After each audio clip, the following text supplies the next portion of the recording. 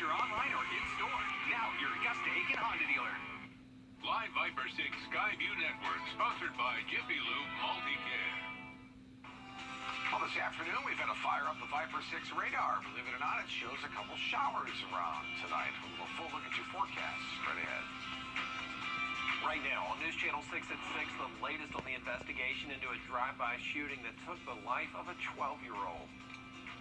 Plus, the group tasked with finding Columbia County's next school superintendent gets down to business. We'll show you what they're looking for in their next leader.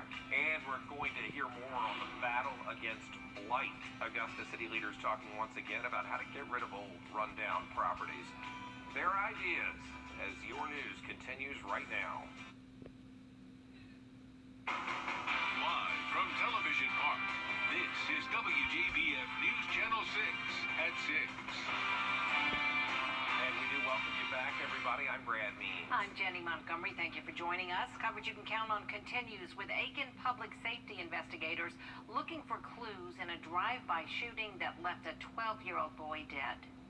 That shooting happened early Saturday morning on Wyman Street in AIKEN. News Channel 6's Sean Cabotstock now with the latest on the investigation and why some people say the violence needs to stop. Investigators say they are making sure they investigate every lead, and they can use your help in doing so. Crosland Park is not the same no more. One person who lives in the Crosland Park neighborhood says violence there has caused her to fear for her safety. Man, I ain't got time. Stuff like that mess with my nerves, and I ain't got time to get bad off sick for nobody. No. She says she has lived in Crosland Park for more than 10 years, but she doesn't want to be identified out of concerns for her safety. She says while now she has seen more law enforcement, the presence should have been felt a long time ago. You know, man, don't come out here until something happens. But they supposed to always ride out here in Crosland and check on this area out here like they should. Edward McKenzie Jr. died following a drive-by shooting at his home on Wayman Street last Saturday. Another boy was injured but is expected to be okay. Authorities determined it wasn't a random act. More than one time something hell like that out here.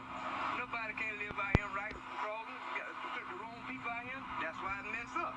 We have extra patrols through that community in the area right now, and it's just enough. I mean, we expect people to be able to feel safe and have that confidence of safety within our city. I checked with the Public Safety Department to gather more details on the investigation.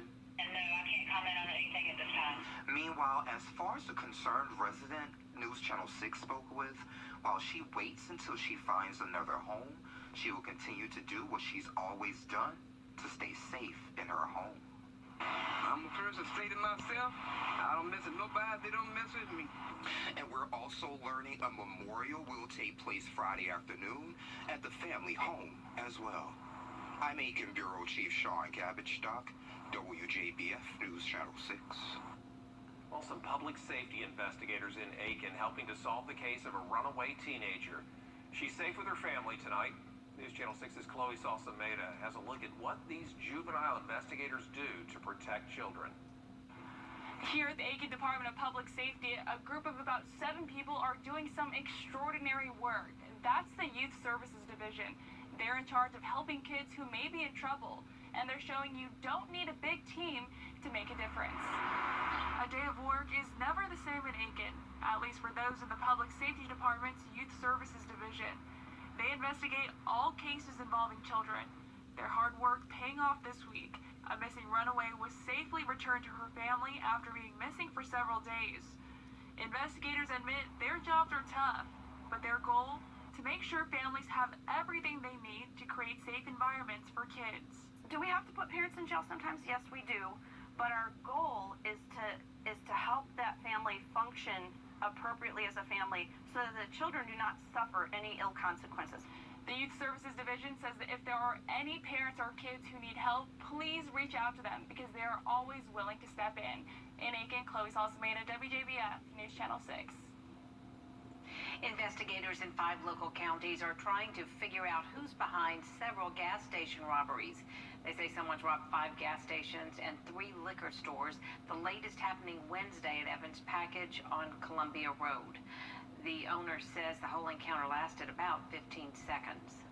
You see the surveillance pictures right there of the suspect from earlier robberies. Investigators say they're looking for somebody between 5'10" and 6 feet tall, gray hooded sweatshirt in some cases there. Sometimes it's red, it looks like, and a mask. When he approached to me behind the counter, I told him I already triggered the hot button. They're going to come within 5 seconds and then so you will get away. So that makes the agitated him and he don't want to waste his time. And then he hit his gun with my forehead. If you know... Yeah, go ahead, I'm sorry. If you know who this man is or where he is, call the police. They say he's armed and dangerous. Tim. Jenny, we have some showers that have popped up. Look at this. This is almost like summertime, like a July-August scenario with basically like a sea breeze front for showers and some storms, actually, in parts of South Carolina and also north of Savannah. We're going to have to watch these as they move maybe into our southern viewing area.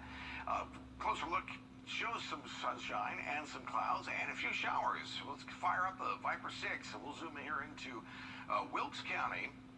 Just to the east of Washington, there's Highway 378, almost in Lincoln County. No storm there, but certainly some shower activity. Look at this. About ready to head into, I would say, near Allendale, Sylvania here. A little shower activity, heavier showers off into South Carolina. Those showers will stay there. 84 with sunshine, our current temperature. 85 in Waynesboro, 87 in Millen. It was a warm day today. Temperature 86 degrees. The average 78 and 51. Look at the overnight low last night of 65 degrees. We'll pretty much be there again for tonight before we start the big cool down. So 70, or rather 7 o'clock, we're at 80 degrees, 78 at 8. Notice that we'll have some sunshine.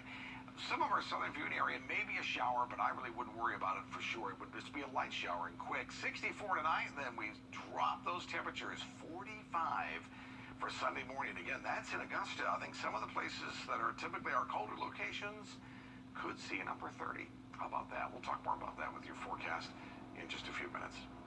Tim, thanks. It is the first step toward finding a new superintendent for Columbia County Schools. The search committee that will find Dr. Sandra Caraway's replacement met this afternoon in Evans. We're going to hear from the committee about what they're looking for tonight on News Channel 6 at 10 and 11. Augusta University will hold in-person graduation ceremonies in December. Graduation will be held December 11th, recognizing graduates from the spring, summer, and fall semesters. Each student will be allowed 4 tickets for guests. For details on how to RSVP, just go to WJBF.com. Getting serious in the battle against blight in the Garden City.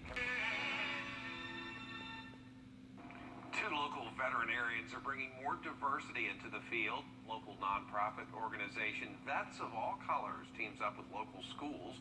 They give students information on the field of veterinary medicine. They also have scholarship opportunities. The group offers 3 scholarship programs, including a single course, diploma program, even a vet tech program. And if we're able to get some funding to help these students move into that field, I think it's wonderful. So that's my number one, is that we will see diversity in the field, and if we can help them with a little bit of funding, that is excellent. That is number one. For more information on the scholarships and how to apply, just click the link for this story on WJBF.com. A local artist is auctioning off her work to help Richmond County students get the technology they need. Candace Hurst is a former backup singer for James Brown. She says during the pandemic, art has kept her sane. So she's holding a silent auction at World of Beer. It takes place every Thursday night in October. The money raised will help provide laptops for Richmond County students. Knowledge is power, and it's the future of our country, future voters, no child left behind. Really, education is everything. It can change someone's life. Hurst uses just about anything she can find for her art. She hopes other local artists will pitch in with the effort as well. Beautiful pieces there. And a beautiful... Tell some stories, I bet. Yeah. Beautiful day, too, Tim. Yeah, I was going to say, yeah, it really is. And if you love some chilly weather, we have that coming our way. But if you like some rain, which maybe we could use a little, I don't see much on the horizon. We'll talk about the rain chances and our cool down with your forecast straight ahead.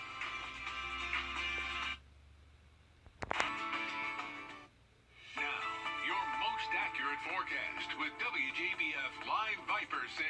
And Viper 6, we've firing up here. How about that, boy? It's been forever since we've had the dust off the radar. Of course, it's always running ready to go at a moment's notice, that's for sure. Here in Lincoln County, Lincolnton, a little shower for you. There's Highway 378. Again, no thunderstorm, but just a quick little shower. Further towards the south, though, Bamberg, smack dab over town for you. You have a shower. Again, no thunder with that. Heavier storms off into South Carolina, down near Sylvania, a little south of you, near Highway 17, Highway 24. Again, a shower. We'll have to watch if those continue to move towards the north. I don't think they'll make it into town at all. Warm for tomorrow, the 80s. A big weekend cool down, no doubt, but it'll be short-lived. Well, some chilly overnight lows for the weekend. And then warmer conditions as we get into next week. Look at that beautiful sunshine over at the airport. Hello, sunshine. You're looking fabulous. Water vapor loop, and it shows moisture in the air, and it doesn't show moisture. Wherever you see the brown or orange, this is dry air. Notice where all the moisture is, right? So it's further towards the south, and now it's throughout the day started to creep on into town. And that's been the case throughout the day. Remember, I said that today would be a little bit more humid, and we certainly saw the humidity, but we will dry out. Look at the dew point, 71 Crawfordville, 67 in Waynesboro. Again, this is a lot more moisture in the air than we saw yesterday as we had dew points in the 40s. You could probably feel it for sure. 84 at Augusta, 86 in Swainsboro, and 80 in Sylvania with a little shower, and same thing for Allendale, a little shower as well, but very humid. That's going to be gone as of tomorrow when that front moves on through. Let me tell you, 40s for our friends in the north, maybe even some snow in New England, you believe it?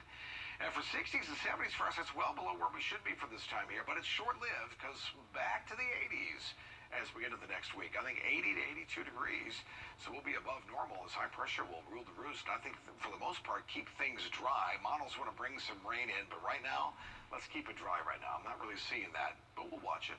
Futurecast, 6 o'clock tomorrow morning. Notice we have some clouds, a little bit of clearing, but as this front heads our way, we're going to thicken up these clouds again, and we may eke out a shower tomorrow. There's not a lot of moisture with this front. Remember all the dry air we talked about?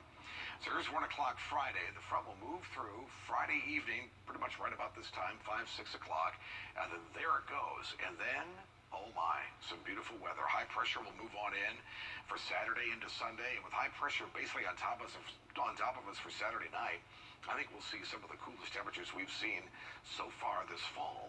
All right, 64, though, the overnight low for tonight. Again, a shower or two far to our south. Swainsboro, Millen, Sylvania, I think y'all may see a shower, but mid 60s, no big storms at all. Upper 70s to the north, our northern viewing area, Washington 79, 82 in Augusta, 83 in Millen, and once that front moves on through, then the temperatures will fall. Check out Saturday, 69 the high, 45 for Sunday morning. That's in Augusta, and I think 1 or 2 of our colder locations may see a 39. And it's not going to be widespread, but it wouldn't surprise me.